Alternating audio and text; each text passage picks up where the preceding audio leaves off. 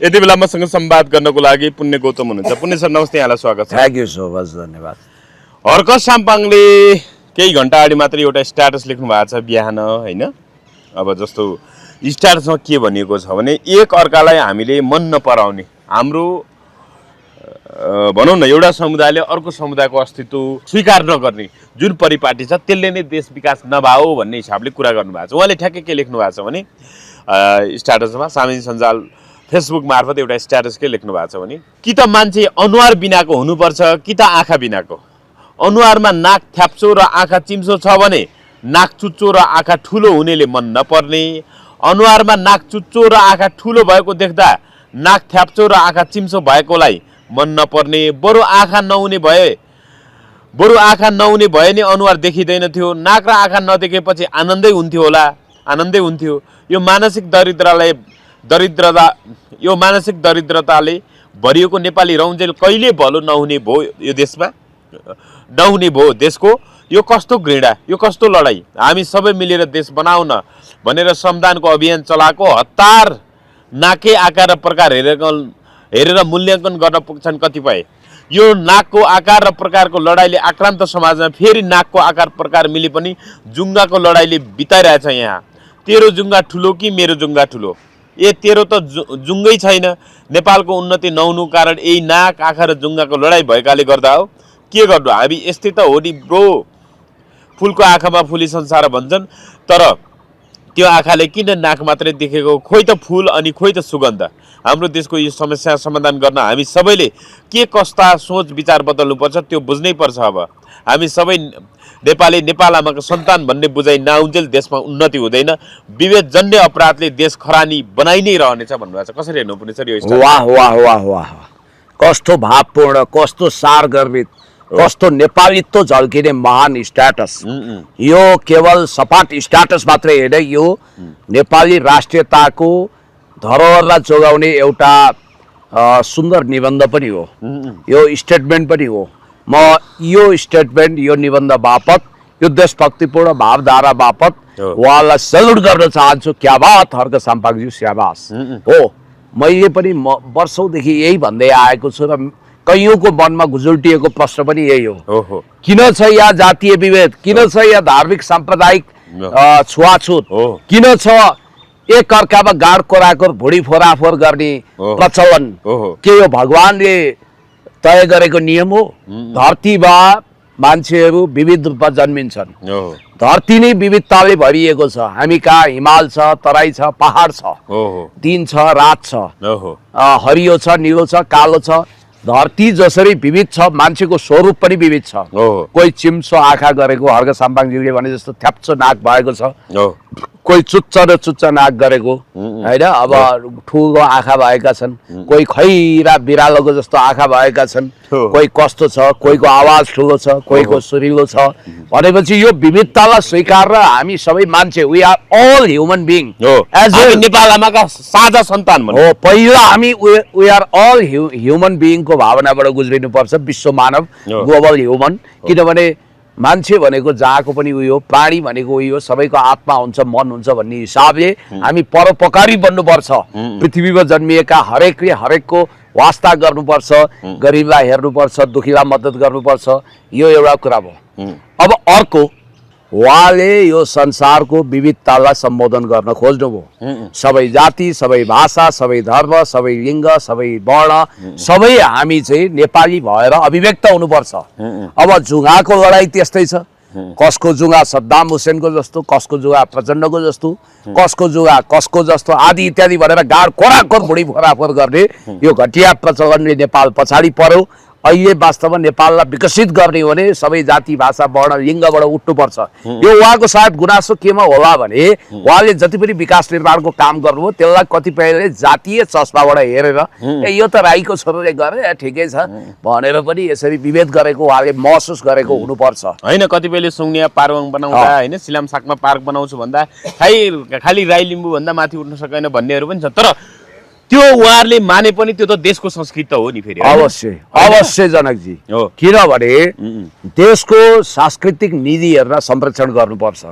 जसरी मन्दिर, गुम्बा आदि इत्यादि बन्दा हामी खुसी हुन्छौँ होइन। मुस्लिमले मस्जिद बनाउँछ, ओहो। त्यसै गरी महान किराँती सभ्यताको प्रतीक सुम्निमा पारुहाङ त हाम्रो पनि सभ्यताको प्रतीक देशको हो। सम्पत्ति त हो नि। म एउटा ब्राह्मणको छोरो भए पनि मैले पनि सहयोग गरेको छु। म जस्तो धेरै मान्छेले सहयोग गर्नुभएको छ। देश जनता विकास समृद्धिको पक्षमा युवा दुगो चटाई गुन्द्रीमा बसेर मेहनत गर्ने हर्क साम्पाङज्यूलाई जातीय चस्माबाट हेर्नु भनेको पुरा पूर्व दृष्टि दोष हो। अब श्रीराम सागमा जो लिम्बूहरूको सांस्कृतिक धरोहर हो त्यसलाई बनाउँछु भनेर भनिरहनु भएको छ। अब यहाँनिर के छ भने सबै जाति, सबै भाषा, सबै धर्म, सबै लिङ्ग, हामी सबै नेपाली, सबै समुच्च मिलाएर सयौं थुङ्गा फुलका हामी एउटै माला नेपाली, सार्वभौम भई फैलिएका मेची महाकाली।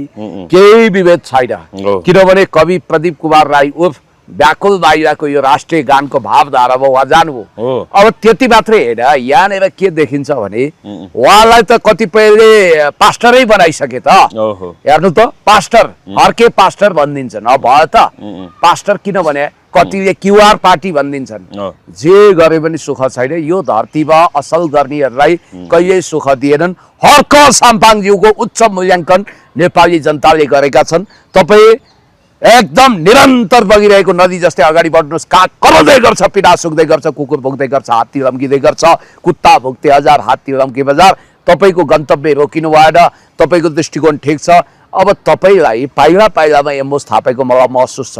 अब हुन त उहाँले एउटा हिजो बडा राम्रो पार्टीको आन्तरिक मामिला हो, बडो सटिक स्ट्याटस देख्नु भएको छ। एकदम म खुसी छु, आई एम भेरी ह्याप्पी। हेर्नुहोस्, पार्टीभित्र गफ लडाउने, काम नगर्ने अल्छीका प्वाङहरू अब बिदा हुन तयार हौ र पार्टीभित्र गुटबन्दी र गलत गर्नेहरूलाई कारबाहीको डन्डा चलाउँछु, अब निस्किन तयार हौ भनिदिनु भएको छ सिधा सिधा होइन। किनभने पार्टीको नीति विपरीत बोल्ने, गतिविधि गर्ने, श्रमदानमा नआउनेहरू, श्रमदानमा नआउनेहरूलाई पार्टीबाट जादा हुन्छ भनेर भनिन्छ। ती अल्छीका प्वाङहरू, ती गफका भगारीहरूको काम छैन। देश बनाउने हो भने हात पाखुरा बजार्नुपर्छ, दिमाग ख्याउनुपर्छ, रचनात्मक काम गर्नुपर्छ।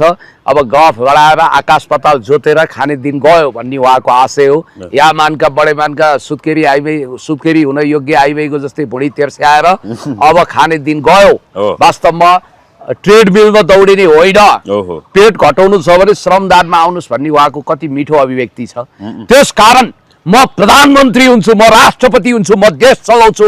देश जलाउनेहरूले देश चलाउन सक्दैनन्, अब म चलाउँछु। आई हेभ अ ड्रिम भन्ने मार्टिन लुथर किङको त्यो मान्यता अनुसार उहाँ अगाडि बढिरहनु भएको छ। उहाँलाई भगवानले आशीर्वाद दिउन्। अब हेर्नुहोस्, जातिले एकअर्काको अस्तित्व स्वीकार गरेर हामी नेपालीका सन्तान हौ, हामी पहिला मानव हो, त्यसपछि नेपाली हो, त्यसपछि मात्रै जाति हो। 100% देश र जनता राष्ट्रभन्दा माथि भन्नाले देश र जनतालाई माथि राखेर मात्रै काम गर्नु पर्यो, केन्द्रमा राखेर काम गर्नु पर्यो। मेरो जात फलानाको जातको मान्छे रहेछ, यसलाई त कहाँ सहयोग गर्ने, कहाँ अगाडि बढाउन दिने, यो त राईको नेता रहेछ, यो त बाहुनको नेता रहेछ भनेर त्यो विभेद गर्ने, विभेदको चस्माले हेऱ्यो भने हामी अगाडि बढ्न सक्दैनौँ। हामी जात जाति धर्म सम्प्रदाय भन्दा पनि माथि उठेर देश र जनताको हितमा कसरी हुन्छ भलो हुने काम गर्नु पर्यो। उहाँको आशय त्यही होइन, यो स्ट्याटसको पनि छ। तपाईँलाई एउटा कुरो भन्छु, म आफै पिएचडी स्कलर, त्यो आफूलाई बडो पढैया ठान्ने, विदेशी युनिभर्सिटीको डिग्री होल्डर, पिएचडी होल्डरको दाबी गर्ने स्वर्णिम वाग्ले भन्दा ब्याचलरसम्म पढेको हर्क साम्पाङको बुद्धि कता हो कता माथि देख्छु म। उहाँको ब्याचलर इङ्ग्लिसमा राम्रो छ हैन? हो, हेर्नु त, वास्तवमा भन्ने हो भने उहाँलाई त रूपचन्द बिष्टको मोडरेट भर्जन पनि म देख्छु। उहाँको हरेक कुरामा फिलोसफी छ, हरेक चिजमा राष्ट्रियता झल्किन्छ, हरेक कदममा माटोको सुगन्ध, राष्ट्रियताको सुगन्ध फैलिन्छ। त्यसकारण कुनै माइकलले अनेक आरोप लगाए पनि पुष्टि गर्न सकेको छैन, कुनै बारातको टागाले छुन सकेको छैन। घरि डक्कली माओवादी भने, घरि हर्के हवलदार भने, घरि तपाईँको सुम्निमा पारुहाङमा 5 लाख 10 लाख पर्ने जग्गालाई 40-50 लाखको अधिमूल्याङ्कन गराएर कमिसन लप्पै खाए यिनीहरूले भनेर झुटो प्रचार गरे। क्युआर पार्टी भने, उहाँले खाएको ग्रिन टीलाई भ्रष्टाचारको मुद्दा अझै पनि सर्वोच्चमा विचाराधीन भएको, सेते केसदारी फुलेका पापी बन्नुभएका बुढा मान्छेले लगेर बियर दन्काए भनेर पनि भने। तर म एउटा कुरो भन्न चाहन्छु, हर्क साम्पाङज्यूको तपाईँहरूलाई सासै गनाउँछ। हर्क साम्पाङज्यूसँग प्रब्लम छ, उहाँको अनुहार मन पर्दैन, भने तपाईँहरूमा ठुलो दृष्टिदोष छ। हेर्नुहोस्, पूर्वाग्रहको चस्मा खोलेर एकचोटि हेर्नु त बालेन शाहको के योगदान छ यो देशमा। एउटा कठोर तानाशाही मुटु भएको बालेन शाह जसले सुकुम्बासीलाई रुवाएका छन्, गरिबलाई बिचल्ली बनाएका छन्, 2-2 दिनसम्म होल्डिङ सेन्टरमा खाना दिएन। हेर्नुहोस्, त्यहाँ रुवावासी छ, भक्कानु छाडेर रोएका छन्। हर्क साम्पाङले के भन्नु हो? तपाईँले मानवता देखाउनु। सुकुम्बासी बस्तीमा यत्रो अन्याय र ज्यादती किन?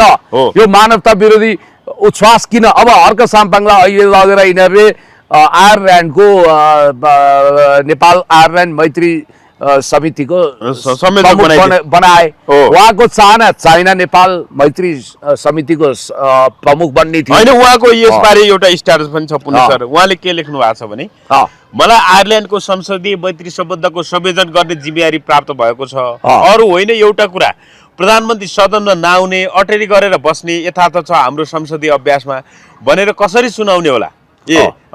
आयरल्यान्डकाहरूले खिसी गर्ने भए वाइ भनेर सोधे, हामी यस्तै त हो नि ब्रो भन्दै होला नि भन्नुभएको छ। हेर्नुहोस् त, आयरल्यान्डमा गएर मैले के सुनाउनु? हाम्रो संसदमा त प्रधानमन्त्री जी नै आउनुहुन्न भन्दाखेरि अटेरी गर्ने यथार्थ छ, त्यो कसरी सुनाउने होला भनेर भन्नुभएको छ। भेटेनको ऱ्याप जस्तै कि हामी यस्तै त हो नि ब्रो भन्यो, नाच्यो, गायो, उफ्रियो।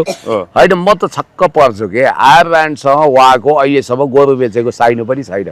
यद्यपि आयरल्यान्ड पनि संयुक्त राष्ट्रसङ्घको सदस्य, हामी पनि सदस्य, त्यो बाहेक गाढा सम्बन्ध छैन। आयरल्यान्ड त्यो देश हो जहाँ आइरिस रिपब्लिकन आर्मीले विद्रोह गरेका थियो। आयरल्यान्डबाट उहाँले सिक्ने के? सायद चाइना नेपाल मैत्रीको उहाँलाई प्रमुख नबनाउनुको कारण के होला भने उहाँले चिनिया विदेश मन्त्री वाङ यी, स्टेट काउन्सिलर याङ झेची र प्रेसिडेन्ट सी जिनपिङसँग भेट्नु होला। भविष्यमा म राष्ट्रपति बन्छु, म देश सम्हाल्छु, प्रधानमन्त्री बन्छु भन्ने उहाँको सपना साकार होला। अनि यिनीहरू दरकिनार राख्लान्, उहाँको विश्वव्यापी प्रतिष्ठा फैलिएला, उहाँले अन्तर्राष्ट्रिय पुरस्कार र सम्मान प्राप्त गर्नुहोला भन्ने औडा छ क्या। एउटा कुरा के ख्याल गर्नुहोस् भने त्यस्तो सांसद जसको कुनै बुद्धि छैन, लाठहरू बुद्धि छैन, मेयरको सरुवा गर्नुपर्छ भन्ने सांसद राष्ट्रसभामा छन्। अहिले पनि घमण्ड र जिद्दीले भरिएका छन्। के भन्छन्? ठिकै भने आओ भन्छन्। ए बाबा सरी भन्न सकिँदैन, मेयरको सरुवा काहीँ हुन्छ? यो दुनियाँमा नहुने कुरा। सांसदको सरुवा, त्यसमा उहाँलाई सरुवा गरेर उया डोल्पा पठाइदिउँ नि त, सांसदको पनि सरुवा होला नि त। अब अर्का बिचरा सांसद रविजीले जान्ने र छान्ने भन्नुहुन्थ्यो। उहाँ आफै आइए नकटाएको मान्छे, एसएलसीसम्म पढेको, कसलाई जान्ने भन्नुभयो। त्यो पार्टीको विधानमा चाहिँ पार्टी सभापति हुन मास्टरसम्म अध्ययन गरेको हुनुपर्छ। ल हेर्नु कस्तो होला त संसदीय यहाँ त्यो पार्टीको विधान अनुसार त रवि लामिछाने पार्टी सभापति हुनै अयोग्य छ। होइन, विधानमा यस्तो होला, त्यो संसदीय समिति कि रवि लामिछाने बाहेक अरूलाई मात्रै लागू होइन, सभापति हुने मास्टर्स हुनुपर्छ भनेको छ। होइन, त्यो संसदीय समितिहरूको होला। अब यहाँ एउटा भिडियो हेर्नुहोस् है। होइन, पार्टीकै विधानमा त्यो कुराहरू हो भन्नाले मास्टरसम्मको कुरा। त्यसमा त रवि लामिछाने पदबाट मुक्त भइहाल्छ नि तत्काल। होइन, रवि लामिछाने बाहेक रवि लामिछानेले स्थापना गरे हो नि त। संस्थापक अध्यक्षलाई त लागू कसरी दुईटा नियम हुन्छ? संस्थापक अध्यक्षले पनि त त्यो नियम लागू भएपछि राजीनामा दिनु परेन? अहिले त मौजुदा छन् नि। त्यसो भए बहुत बढिया। अब बालेन शाहले त्यो पार्टी कब्जा गर्ने भए। अब यहाँ एउटा भिडियो तपाईँलाई राष्ट्रसभाको जान्नीलाई छान्नी म देखाइदिन्छु। हार्दिक धन्यवाद भन्नुपर्ने जनतालाई श्रद्धाञ्जली दिएछन् यी सांसदले। ल सुन्नुहोस्। कामिनी कुमारी चौधरी प्रणाम। र म सम्पूर्ण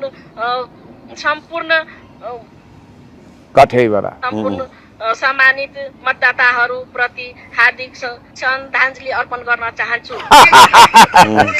अब के भन्ने, श्रद्धाञ्जली भन्दा नि हाँस्नु पर्यो। अब सम्पूर्ण दर्शकहरूलाई श्रद्धाञ्जली मतदातालाई भनेका छिन्।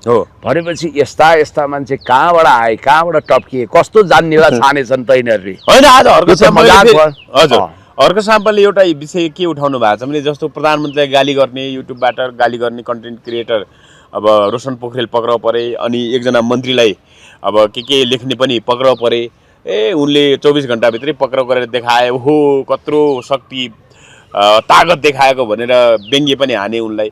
भन्नाले अर्को सामले के उठाउनु भने प्रधानमन्त्री मन्त्रीहरू विरुद्ध सामाजिक सञ्जाल लेख्दा बोल्दा थुनिहाल्नुपर्ने कस्तो कानुन हो भनेर पनि भन्नुभएको छ। उहाँको घरै जलाइदिन्छु, के उहाँलाई सिध्याइदिन्छु भन्ने बारेमा चाहिँ केही महिना अगाडि त्यो कुरा आउँदा चाहिँ उहाँको विषयमा अहिलेसम्म कारबाही प्रक्रिया अगाडि बढेर अनि विपक्षी सांसदहरूलाई हर्क सापक लगायतलाई चाहिँ काट्ने मार्ने धम्की दिनेहरूलाई केही नहुने अनि मन्त्रीहरूको चाहिँ स्वास्थ्य लेख्ने साथै पक्राउ हुनुपर्ने कस्तो के हो कानुनमा विभेद भयो न्याय प्रणाली चुस्त दुरुस्त भएन कानुनको कार्यान्वयन समान ढङ्गले भएन त्रेतायुगको कैकैले जस्तै राज्यले कसैलाई काखा आफ्नोलाई काखा किनभने यो एबिसी क्लासमा राणाहरू विभाजित भए जस्तै उहाँहरू जबरा टाइपको राणा के ए श्रेणी पहिलो दर्जाको उहाँहरूलाई सलाम गर्नुपर्ने ढोकभेट गर्नुपर्ने विशिष्ट मान्नुपर्ने चिया कफी टक्राउनु पर्ने आलोचना भयो कि त्यसलाई खराब ज्याप बनाउनु पर्ने उहाँहरूको विरोधीलाई छाड्नै नहुने त्यो एउटा नियम बस्यो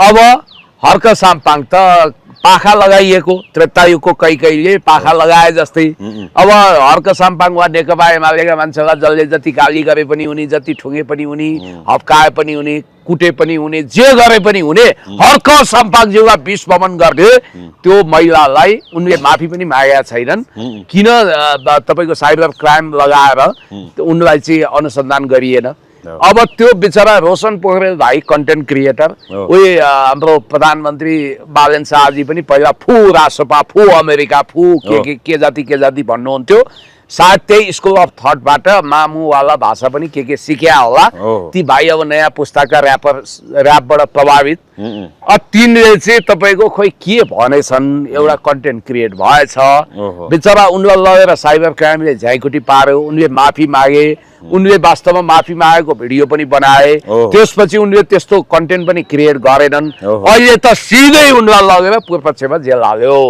भनेपछि अहिलेसम्म साइबर क्राइममा कोही पनि गएको थिएन केपी शर्मा ओलीज्यूलाई दुर्गा प्रसादले त्यत्रो भने अरूले भने खै त खासै केही भएको थिएन भन्ने बित्तिकै यो विभेद किन यो दमन किन सरकार सुकुम्बासी विरुद्ध पुरै आग बबोला भएको छ उनले होल्डिङ सेन्टरमा एउटा नर्क जसरी नर्क पृथ्वीको नर्क जस्तो बनायो होल्डिङ सेन्टर र होल्डिङ सेन्टरमा ती मान्छे होइनन् ती रक्षान हुन् भने जसरी मान्छेलाई होइन भोकभोके हेर्नु त खाना वितरण पनि बन्द गर्यो खाना पनि दिएन ल 2 दिनजना भोकभोके भन्ने नगरकोटको होल्डिङ सेन्टर पनि बन्द गर्यो खाना पनि बन्द गरेर निर्मम तरिकाले खेती देई होइन सरकार त्यति कन्जुस लोभी करको दुरुपयोगकर्ता थियो भने हामीले होल्डिङ सेन्टरमा खाना दिन सकेनौं भने भए हामी नागरिकले आफ्नो खर्च गरेर खुवाउँथ्यौं नि तिनीलाई भोको राख्नुहुन्थ्यो हो नि ती त हाम्रा दाजुभाइ हुन् तिनीहरूले अमेरिकी युथ काउन्सिलको मेम्बर कहिले बनेनन् सिंहदरबार जलाउन हिँडेनन् बीआईसीसी जलाउन हिँडेनन् सहकारी ठगेनन् सर्वोच्च अदालत जलाएनन्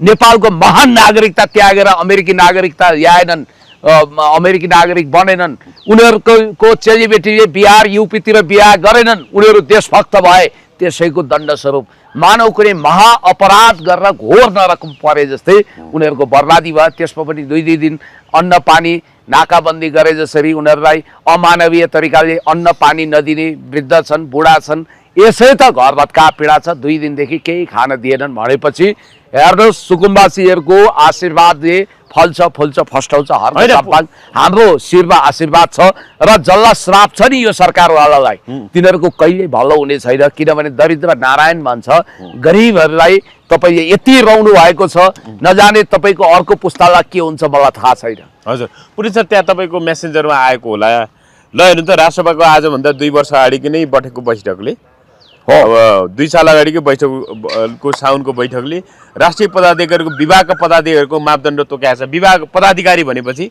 रवि लामिछाने पार्टी सभापति पदाधिकारी होइन त अवश्य हो त्यो तेस्रो हेर्नुस् त के छ मापदण्ड त्यो हिसाब त रवि त अयोग्य नै हुन्छ नि के हो अब म हेर्दै छु यो नागरिक सेवा नेपाल हो ठीक छ म ल अलिकति पढेर सुनाउनुस् त्यसपछि तपाईले फर्दर व्याख्या गर्नु होला हजुर तेस्रो मैले पठाएको तपाईले तेस्रो WhatsApp मा पठाउनु हैन मेसेन्जरमा के किन आएन त हजुर आइसकेको छ त फेरि पठाऊ फेरि पठाऊ है ल हेर्नु ल आयो ल नाइर्सियाको अलिकति पढ्नुस् अनि त्यसपछि ल यसमा एउटा स्पष्ट रहेछ समाचार आएको छ यो अलिकति पुरानो 2 साल अगाडिको हुन चाहिँ अब 2 सालको भयो नि मापदण्ड त त्यही संविधान पनि त 72 को हो नि थोत्रो भयो त भएको छैन नि त त्यही संविधान लागू छ नि त रवि लामिछाने सभापति रहेको राष्ट्रिय स्वतन्त्र पार्टी रासपाले विभागका पदाधिकारीको लागि विभिन्न मापदण्ड तय गरेको छ हिजो बसेको रासपाको केन्द्रीय समिति बैठकले अब पार्टीको केन्द्रीय विभागमा पदाधिकारी सदस्य वा प्रदेश प्रमुख हुन सम्बन्धित विषयमा स्नातकोत्तर मास्टर्स गरेको हुनुपर्ने निर्णय गरेको हो। त्यस्तै सम्बन्धित क्षेत्रमा 10 वर्ष अनुभव वा असाधारण सफलता प्राप्त गरेको व्यक्ति हुनुपर्ने पनि मापदण्ड छ। त्यसैगरी प्रदेश विभाग पदाधिकारी सदस्य वा पालिका प्रमुख विभाग प्रमुख हुन सम्बन्धित विषयमा स्नातक ब्याचलर्स गरेको हुनुपर्छ। अब पालिका प्रमुख हुन पनि त्यस्तै 5 वर्षको अनुभव वा असाधारण सफलता हासिल गरेको व्यक्ति हुनुपर्ने छ। पालिका विभाग पदाधिकारी र सदस्य हुन 12 कक्षा पास भएको हुनुपर्ने छ। त्यस्तै 2 वर्ष अनुभव भएको तथा असाधारण सफलता हासिल गरेको व्यक्ति हुनुपर्ने छ। यो असाधारण सफलता भनेर चाहिँ मैले बुझिनँ होइन। असाधारण अब पदाधिकारी हुन मास्टर्स पढेको हुनुपर्ने। मेरो विचारमा असाधारण सफलता भनेर चाहिँ जलाउन, काट्न, कुट्न, ठग्न, लुट्न, राष्ट्रघात गर्न, झुक्क्याउन, फट्याइ गर्न जान्ने हो कि 2-3 काण्डमा मुछिनु हुनुपर्ने, केही काण्डमा मुछिनु पर्ने, रातो पासपोर्ट दुरुपयोग गरेको हुनुपर्ने हो, सहकारी ठग्या हुनुपर्ने हो कि बैंक लघु वित्त ठग्या हुनुपर्ने हो, थाहा भएन। अब बाँकी यो पार्टी भनेको होल सेलमा भन्दा पुरै पाखण्डी पार्टी हो, पुरै डबल स्ट्यान्डर्ड। जान्नेलाई छान्ने भन्छ, जलाउन, कुट्न, काट्न, मार्न, धोत्न बाहेक केही जान्ने छैनन्। बोल्न, पढ्न, लेख्न, इमान्दारिता देखाउन, राष्ट्रभक्ति देखाउन नजान्ने छन् भनेपछि यो पार्टी जे भन्छ त्यो गर्दैन होइन। यो राजसभा पदाधिकारी हुन स्नातक गर्नुपर्ने भन्ने समाचार चाहिँ 2080 श्रावण 19 गते त्यसपछि चेन्ज छैन त। सुन्नु न, हो भनेपछि चेन्ज नहुँदा के छन् यो पूर्णतया अघि यो उनीहरूले यो नियमलाई चेन्ज गरेका छैनन् भन्ने बित्तिकै यही नियम त लागू छ। जब 72 को संविधान त्यही छ भने 72 कै संविधान लागू हुन्छ नि त। अहिले 46 को संविधान 47 को संविधान त छैन। त्यो भएको हुनाले यो उनीहरूले 2 वर्ष अगाडि तय गरेको भने पनि उनीहरूको नियम त्यही हो, 2-3 वर्ष जे होस्। म तपाईलाई के भन्छु भने अब अहिले हामीले हिजो चर्चा नै गरौँ, बालेन शाह र रवि लामिछानेको विवाद उत्कर्षमा छ। यही बेलामा सुटुक्क हिजो भारतको खबरलाल भनेर चिनिएका र खास गरी चीनसँग अनन्य सम्बन्ध भएका र चीनका धेरै प्रोजेक्टहरूमा बिचौलियाको भूमिका निर्वाह गरेका दीपक भट्टको पार्टनर र अकुत सम्पत्ति दीपक भट्ट जस्तै अकुत सम्पत्ति कमाएको विश्वास गरिएका र केही समय अगाडि भारतद्वारा लात हानेर निकालिएको विश्वास गरिएका एक सांसद अमरेश सिंह चाहिँ अहिले चाइना भिजिट गर्दैछन्। यसको संकेत के हो भन्दा जब नेपालमा प्रीतिबद्ध गतिविधि गर्नको लागि गृहमन्त्रीकै गोप्य निर्देशन आयो भन्ने बुझिन्छ र त्यो कारणले विभिन्न ठाउँमा स्कुलहरुमा खुल्लम खुल्ला प्रीतिबद्ध को मलजल गर्नको लागि दलाई लामाको जन्मोत्सव मनाएपछि चीनले सेक्युरिटी थ्रेट महसुस गर्यो। सायद अब अमरेश कुमार सिंह उताबाट फर्केर आएपछि पार्टी विभाजन गर्ने चाँजो गर्छन्, त्यो पार्टीमा हलचल आउँछ। यसै पनि अब रवि लामिछानेले बालेनलाई धेरै दिन कोर्नेवाला छैनन्, किनभने त्यो पार्टीमा गोप्य रूपमा घुसाइएको भनिएको छ। बालेनलाई थाहा थिएन रे त्यो हैन, त्यो प्रावधान जस्तो कि पार्टी सभापतिको निर्देशन नमानेमा स्वतः संसदीय दलको नेताबाट हट्नुपर्ने, पदमुक्त हुनुपर्ने भन्ने कुरा रहेछ। दुनियाँको सबैभन्दा तानाशाही विधान उसैले बनायो। मैले हिजो व्याख्या पनि गरेँ, पार्टी सभापति र प्रधानमन्त्री फरक व्यक्ति हुँदा च्यानल कन्फ्लिक्ट हुन्छ। यसै पनि यिनीहरू कुनै मूल्य मान्यता आदर्शको व्यक्ति होइन। कांग्रेस पनि हिजो त्यही कारण देउबा र गिरिजाको द्वन्द्व हुँदा देउबा प्रधानमन्त्री थिए, गिरिजाको आदेश नमान्दा, सभापतिको आदेश नमान्दा पार्टी विभाजित भयो।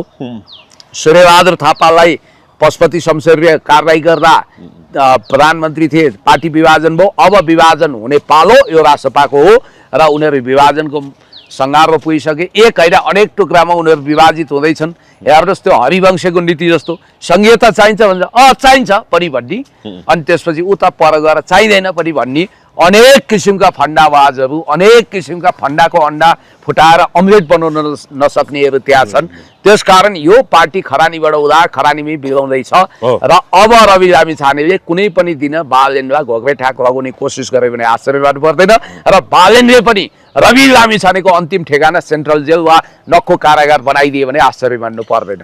अब पुण्य सर, मङ्गलबार मात्रै डक्कली भुटानी शरणार्थी प्रकरणमा चाहिँ अदालतले, विश्व अदालतले होइन अन्तिम फैसला गरेको छ, जसमा चाहिँ अब एकदमै बदनाम भएका थिए टोपबहादुर रायमाझी र रामा थापा बादलका छोराहरू, पुरा अब गृहमन्त्री र नेकपा एमालेका उपाध्यक्ष होइन, जो प्रतीक थापा रामबहादुर थापा बादलका छोरा प्रतीक थापा र टोपबहादुर राईमा चाहिँ पूर्व ऊर्जा मन्त्री नेकपा एमालेका सचिव भइसकेको मान्छे होइन अनि नेकपा एमालेका नेता रहेका जो टोपबहादुर राईमाझीका छोरा रामबहादुर थापाका छोरा प्रतीक थापा र टोपबहादुर राईमाझीका छोरा सन्दीप राईमाझी चाहिँ निर्दोष ठहर भए र यता भुटानी शरणार्थी प्रकरणमा पूर्व मन्त्री बालकृष्ण खाँड पूर्व गृहमन्त्री बालकृष्ण खाँड र पूर्व ऊर्जा मन्त्री टोपबहादुर राईमाझी दोषी ठहर भए यसलाई कसरी हेर्नु हो पुण्य सर होइन यो चाहिँ अदालतको नियमित बिजनेस हो यसमा सरकारलाई क्रेडिट दिनु बेकार छ किनभने यो उहिलेदेखि विचाराधीन रहेको मुद्दा हो यो बालन सरकारले गरेको होइन सरकारले गर्ने फेरि मुद्दाको फैसला होइन मुद्दाको फैसला अदालतले गर्छ यसमा धन्यवाद दिनुपर्छ अदालतलाई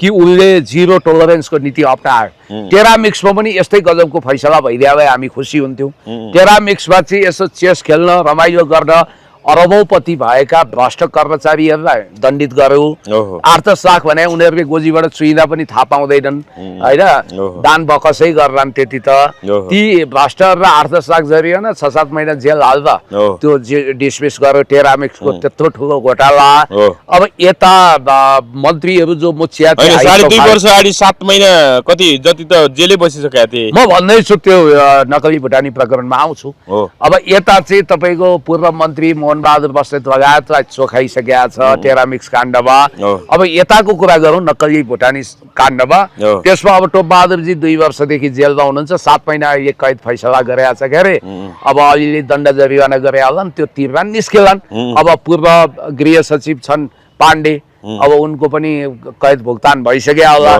अब उसको चाहिँ के कसो हो बालकृष्ण खाँड पनि केही महिना बसे जस्तो लाग्छ 2-4 महिना 6 महिना कति बसे अब 7 महिना नबसे अब 1-2 महिना बस्छन् नभए उनी पनि रिहा हुन्छन् भन्ने दोषी ठहर त भयो नि त होइन दोषी ठहर भयो राजनीति रूपमा त दाग त लाग्यो नि त बालकृष्ण खाँड अरे यो देश पनि मुद्दा दर्ता हुन साथ उसले गरे कि गरेन थाहा हुँदैन तर उसलाई दोषी भन्न थालिहाल्छन् यस्तो सोसाइटी हो अब एउटा मुद्दाको पनि फैसला आओस् न मेलम्ची खानेपानी आयोजना सम्बन्धी सर्वोच्चबाट त्यसपछि सबका औकात थाहा हुन्छ ठिक छ यो चाहिँ नियमित मुद्दाको प्रक्रिया हो यसमा अब दोषी ठहर भए ठिकै छ अब यो हुनै पर्थ्यो किनभने यो नेपालीहरूलाई नक्कली भुटानी बनाएर अमेरिकामा मेन पावर सप्लाई गर्ने त्यहाँ बिचौलिया पनि परेका छन् अरू परेका छन् एउटा ठुलै जमात परेका छ ठिक छ त्यो हुनै पर्थ्यो एउटा ठुलो त्यो नारायण काजीले खोलेको फाइल हो फेरि यसमा क्रेडिट यो सरकारले अनावश्यक रूपमा लिएला त्यसैले म तपाईँलाई के भन्न चाहन्छु भने यो त रासपा भनेर कस्तो पार्टी भयो भने भोलि टोपबहादुर रासपा प्रवेश गरे भने पनि उहाँ त महान मान्छे हो भनिदिन्छ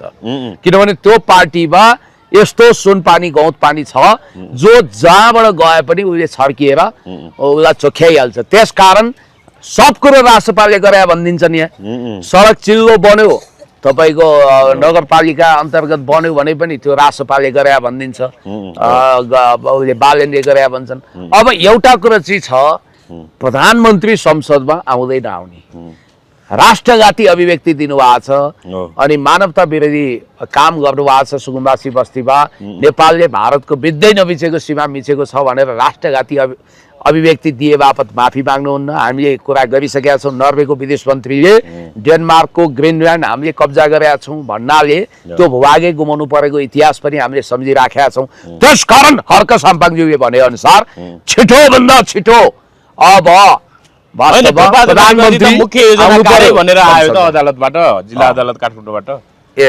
टोपबहादुर राईमाझी पूर्व माओवादी पूर्व अब एमाले नेता त टोपबहादुर राईमाझी त मुख्य योजनाकारै भन्ने अब योजनाकार भएकै उनीहरूले त सजाय दियो होला त्यही मानौँ न अब हामीले होइन मान्छे राजनीति करियर समाप्त भयो टोपबहादुरको अब समाप्तै जस्तो हो खोइ रासपा प्रवेश गर्छन् कि त्यहाँ गरे भने चाहिँ समाप्त हुँदैन त्यहाँ यस्तो तपाईँको वासिङ मेसिन छ जसले चाहिँ जहाँबाट जस्तो व्यक्ति गए पनि सुनपानी छर्किए जस्तो गर्छ त्यो वासिङ मेसिनमा राखेर धोइ पखाली गर्यो भने चाहिँ चोखिन्छन् फेरि हजुर अब पनि सर हामी अन्त्यमा छौँ के छ अब यो सरकारको भविष्य कस्तो देख्नु भएको छ रासपा अब विधानै परिवर्तन गरेर हुन्छ अघिल्लो पटक पनि मैले कुरा गरेँ विधानै परिवर्तन गरेर बालेन शाहलाई चाहिँ पार्टीको नीतिगत निर्देशन नमान्दाखेरि जति बेला पनि हटाउनु संसदीय दलको नेताबाट हटाउने संसदीय दलको नेता नभएपछि प्रधानमन्त्री हुँदैन भन्ने हिसाबले अब जुनसुकै बेला पनि रविले चाहिँ अब बालेनको घाँटीमा तरबार झुन्ड्याएको जस्तो देखिन्छ के होला अब यो पार्टीको भविष्य सरकारको भविष्य के होला सम्भवतः रवि लामिछानेले रवि आफ्नो तेस्रो वा चौथो पत्नी निकिता पौडेललाई 6 महिना संविधानले दिन्छ, 6 महिने मन्त्री बनाउनु भन्ने फरमान जारी गर्छन्। किनभने बालनले जुन काम गर्दैनन् त्यही अराउँछन् के उनले। निकिता म्याडम पहिला फिल्म विकास बोर्डको एकदम भेटरान सदस्य हो, उहाँलाई संस्कृति मन्त्री बनाउनु पर्यो 6 महिने भनेर उनले सिफारिस गर्छन्। सम्भवतः जीवी राईलाई सहकारी मन्त्री बनाउन सिफारिस गर्छन् है। यहाँ सुन्दै जानु है मेरो कुरा। सम्भवतः जीवी राईलाई सहकारी मन्त्री, निकिता पौडेललाई कि त महिला बालबालिका कि संस्कृति मन्त्री, यसै गरी 2-4 जना उनका कोटरीका मान्छेहरूलाई उनले मन्त्री बनाउन सिफारिस गर्छन् र त्यो प्रस्ताव ठाडै बालनले अस्वीकार गर्छन्। होइन, महिला बालबालिका मन्त्री आशिका तामाङ बन्लान्। आशिका पनि युवा तथा खेलकुद मन्त्री बन्लान्। बाबा अब जे होस् सम्भावित मन्त्रीको सूचीमा रविजीको हिट लिस्टमा यी हुन सक्छन् भनेको। निकिता पौडेलजी त उहाँको अर्धाङ्गिनी, केमा कमी छ? नेपालको संविधानले तपाईलाई अहिले तानेर 6 महिना मन्त्री बनाउन सकिन्छ। उहाँले भन्नु होला 6 महिना मन्त्री बनाइदिनुस्, फेरि 6 महिना पुग्नु 1 दिन अगाडि राजीनामा गराउनुस्, फेरि भोलिपल्ट नियुक्त गरेर 6 महिना गर्नुस्, त्यसपछि राष्ट्रिय सभामा तानेर फुल क्याबिनेट भरि उहाँलाई मन्त्री बनाउनु पर्यो भन्नु होला। त्यसपछि उहाँले आफ्नो इर्द गिर्दका व्यक्तिलाई बनाउन खोज्नु होला। एउटा अमेरिकाबाट उहाँको लागि हिसाब किताब राख्ने खचान्जी जस्तो मोहनजङ थापालाई पनि राष्ट्रिय सभामा तानेर ल्याउन खोज्नु होला। रविजीले दर्जनौं मान्छेलाई आफ्नो कोटरीका व्यक्तिलाई राजदूत बनाउनु भन्नु होला। नियुक्ति सरुवा बढुवामा उहाँको इन्फ्लुएन्स होला। त्यो निर्देशन नमाने बापत बालनले त मान्दैनन्, नमाने बापत पार्टी सभापतिको नीतिगत निर्णय नमानेको भनेर उनलाई निलम्बन गर्न, उनलाई संसदीय दलको नेताबाट हटाइएला।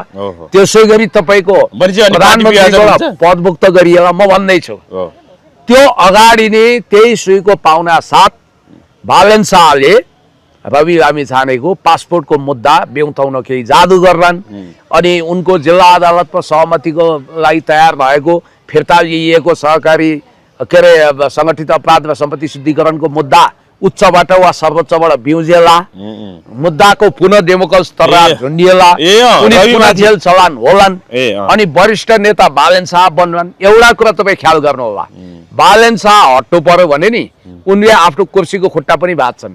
गिरिजा प्रसाद कोइरालाले उहिले पिताजी कृष्ण प्रसाद कोइरालाले एउटा साइकल ल्याइदिए अनि त्यो साइकल चढ्न चाहिँ अरू पनि खोज्ने हैन, मातृका बिपी पनि खोज्ने। त्यो भएपछि उनले साइकलै कचाकचुक बनाइदिएको थिए अरे के, तारणीहरू चढ्न खोज्ने। भनाइको मतलब म यदि यो साइकल चढ्दिनँ भने अरू कसैले चढ्दैन भन्ने एउटा भिलेनको सोच। त्यस्तै उनी अहिले म सुन्दैछु अमरेश कुमार सिंहको पद खाइदिएर अब उनलाई मुद्दा लाग्छ बिचौलियाको साथी भनेर निलम्बन हुँदै निष्कासन हुन्छ। गगन थापा बरु सर्राइव पुनः निर्वाचित भएर आएर रवि लामिछाने त रोल नम्बर 4 त्यही भएर आत्तिएको अहिले रवि लामिछाने अभिनय त कविनय शैलीमा दाम्रो चुडालेको। त्यो भएपछि रवि लामिछानेले अब धेरै कुर्नीवाला छैनन्। सम्भवतः प्रधानमन्त्रीको रूपमा दसैँ तिहार मनाउन मन होला। ए भन भन भाइ हो देउसी रे, ए प्रधानमन्त्री देउसी रे, ए रवि दाई भनेर सुन्न कान टट्याएको होला उनको। अब त्यो हुन बालन शाहले दिँदैनन्। म सुन्दैछु अब हातमा टिओबीको ट्याटु खोप्ने त्यो हिजोको पानी बढुवा केटो पनि प्रधानमन्त्री हुन्छु भन्ने उत्पात महत्वाकांक्षा र झुटो सपना देखेर बसिरहेछ अरे। अब त्यसपछि गगन थापा त सधैँभरि उफ्रीताफ्री गर्ने नै भए। अब बालन शाहको नेचर भने चाहिँ संसद विघटन पनि गरिदिन सक्ने हो है, उनलाई तलमाथि हो भने बरु हर्क साम्पाङलाई उनले पार्टी विभाजन गरेर ल तयार हुनुस् म समर्थन गर्छु भनेर भन्लान् है। आफू नहुने स्थितिमा रविलाई स्वीकार गर्दैन। ए रविलाई चाहिँ प्रधानमन्त्री बनाउन बालन शाह कुनै पनि यो पार्टी त फुट्यो अनि कस्ट तयार हुँदैन। अब दुईटा कुरा, रवि लामिछानेले बालन शाहलाई पार्टीबाट कारबाही के अरे प्रधानमन्त्रीबाट हटाउन खोज्छन्, बालन शाहले पार्टी कब्जा गर्न खोज्छन्, रविलाई जेल पुर्याउन खोज्छन्, त्यसपछि विभाजित भइहाल्छ। त्यतिन्जेलसम्म बालनले उनका मान्छेलाई आफूतिर तानिहाल्छन्। सत्ता छ। गणेश पराजुलीले यसलाई फरक ढङ्गले नबुझ्न आग्रह गरेका छन्। राष्ट्रसभा संसदीय दलका उपनेता गणेश पराजुलीले पार्टी सभापतिले दिएको निर्देशन अवज्ञा गरे संसदीय दलको नेता हटाउन सक्ने विधानको प्रावधान फरक तरिकाले नबुझ्न आग्रह गरे। कस्तो फरक तरिका? सिधै छ त कुरो। के हो त्यो घुमाउरो कुरो भने के पुच्छन् नि? हैन, उनले चाहिँ अन्य पदाधिकारी जस्तै दलको नेता पद अन्त्य हुने अवस्थाबारे विधानमा व्याख्या गरिएको बताएका छन्। त्यही त हो नि, के भनेको छ त त्यहाँ घुमाएर सेलरोटी बनाएको कुरो हो। ए बाबा सिधा कुरो रवि लामिछाने भन्ने मानिस त्यो पार्टीको सभापति हो हिजो जे भए पनि उनले भनेको कुरा प्रधानमन्त्री भनिने पदमा रहेका बालन शाहले नमान्न साथ पदमुक्त गर्ने भने त्यही हो अब नक्कली के छ त यसमा नक्कली भुटानी शरणार्थी प्रकरण बारे नारायण श्रेष्ठले पूर्व गृहमन्त्रीले लेख्नु भएको रहेछ नेकपा नेता उहाँले के लेख्नु भएको रहेछ भने केही समय अगाडि मात्रै स्ट्याटस केही घण्टा अगाडि मात्रै नक्कली भुटानी शरणार्थी काण्ड सम्बन्धी मुद्दामा काठमाडौँ जिल्ला अदालतले हिजो फैसला सुनाउँदै राज्य विरुद्धको अपराध सङ्गठित अपराध ठगी र कृतिमा विभिन्न अभियुक्तलाई दोषी ठहर गरेको छ र असार 29 गते सजाय निर्धारण गर्ने भएको छ।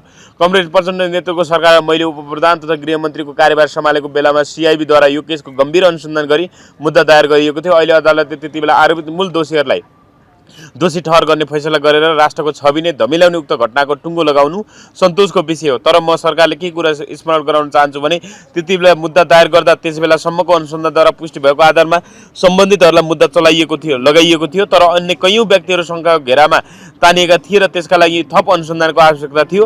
कानुनी रूपले मुद्दै बुझाउनु पर्ने समय आइसकेकाले अनुसन्धानद्वारा पुष्टि भएकाहरूलाई मुद्दा चलाइ अन्यका हकमा थप अनुसन्धान खुला राखिएको थियो।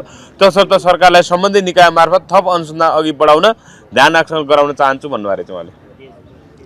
होइन त्यो त यस्तो हो सबभन्दा महत्त्वपूर्ण कुरा चाहिँ नारायण काजीजीले त्यतिखेर बोल्ड डिसिजन गरे हो। अहिले मान्छेको स्मृति पटबाट नारायण काजी भन्ने तस्बिर बिम्ब हटाउन खोजेका छन्। मान्छेको स्मृति दंश चाँडै हुन्छ तर हाम्रो इन्स्टिट्युसनल मेमोरी बडा तगडा छ। हामी पञ्चायत कालको कुरो सम्झिन्छौँ। निकट अतीतमा नारायण काजीले जे भए पनि पहिला जे भए पनि निकट अतीतमा राम्रै काम गरे हो। अब यो नक्कली भुटानी प्रकरण नेपाली भ्रष्टाचारको इतिहासको एउटा साह्रै ठुलो लज्जा हो र यसको विषयमा अदालतले बोल्ड डिसिजन दियो र अब सजाय पनि 29 गते सुनौला निर्धारण गर्ला आशा गरौँ। अब मलाई आशा छ यो सहकारी ठगी सङ्गठित अपराधको मुद्दा जो तलबाट फिर्ता लिइएको छ जिल्ला अदालत त्यसमा उच्च वा सर्वोच्चले यसलाई उल्टाइदिँदैछ उल्टाउला। किनभने अब सिधा कुरो म के गर्छु भने रवि लामिछाने र जीवी राईहरूको सङ्गठित अपराध र सम्पत्ति शुद्धिकरणको मुद्दा उच्च वा सर्वोच्चबाट उल्टिएन भने नेपाल ब्ल्याक लिस्टमा 100% चढ्छ ग्रे लिस्टमा छँदैछ। अब यो सरकारको चाहना भने त कस्तो देखियो भने नेपाललाई जसरी पनि ब्ल्याक लिस्टमा धकेल्ने ताकि नेपाल सोमालिया वा बुरुन्डी जस्तो होस् र या विदेशी सेना आओस् यो चाहना देखिन्छ। अर्को कुरो चाहिँ स्वर्णिम वाग्लेले अर्थमन्त्रीको हैसियतमा बोलेका कुरामा जिम्मेवारी लिउन्।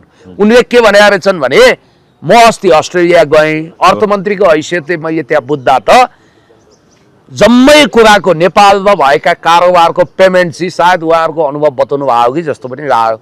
जम्मै सिङ्गापुर र दुबईमा हुँदो रहेछ। त्यहाँ पार्किङ गरिएको पैसा चाहिँ अस्ट्रेलियामा जाँदो रहेछ। अहिले अस्ट्रेलियामा घर जग्गामा लगानी गर्ने 7औं नम्बरमा त नेपालीहरू रहेछन् भनेर भन्नुभयो। यसले गर्दा अस्ट्रेलियामा नेपालीहरूको लगानी जोखिममा पर्यो। याद गर्नु होला अर्थमन्त्रीले प्रामाणिक कुरा गर्नुपर्छ तथ्यसहित भन्नुपर्छ फलाना तिलाना ढिस्कानाले चाहिँ कालो धन अस्ट्रेलियामा लगानी गरे भनेर अस्ट्रेलियन सरकारलाई पत्रचार गर्ने कि अनि गफ लगाउने। यसले गर्दा त्यहाँ राम्रो लगानी गर्ने शेष घरले हेर्दा पनि आपत पर्यो कि परेन। त्यस कारणले गर्दाखेरि अर्थमन्त्रीले यसै त सेयर मार्केट कोल्याप्स गरेका छन् 5 खर्ब जतिको नोक्सान भएको छ।